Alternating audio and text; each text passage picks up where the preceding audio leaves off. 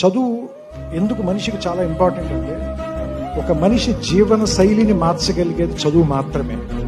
అంటే ఒక పేదవాడి కొడుకుని డబ్బున్నవాడిని చేయగలిగేది చదువు, ఒక గుమాస్తా కొడుకుని కలెక్టర్ని చేయగలిగేది చదువు, ఒక మామూలు మనిషి కొడుకుని సుందర పిచ్చయ్య లేదా సత్యనాదేళ్ల అలాంటి స్థాయికి, ఎక్కడో ప్రపంచం మొత్తం వాళ్ళ వైపు చూసేలాగా తీసుకెళ్లే స్థాయికి తీసుకెళ్ళగలిగేది చదువు.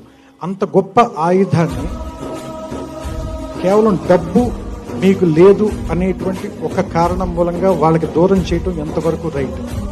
మధ్యతరగతి కుటుంబాల్లో ఉండే వాళ్ళందరూ కూడా ప్రొఫెషనల్ ఎడ్యుకేషన్ వైపు వెళ్ళేటప్పుడు 10th తర్వాత దగ్గర నుంచి +1 +2 దగ్గర నుంచి కూడా చదువు అడుగడుక్కి దూరం అయిపోతూ ఉంటుంది. ఇప్పుడైతే ఎల్కేజీ యూకేజీల దగ్గరే దూరం అయిపోవటం మొదలుపెట్టి, అక్కడి నుంచే మనం గీతలు గీసేస్తాం. మీకు డబ్బు ఉంది, మీకు డబ్బు లేదు, మీరు చదువుకోగలరు, మీరు చదువుకోలేరు అని. చదువుకోవటానికి చదువుకోలేకపోవటానికి ఇది కావాలి.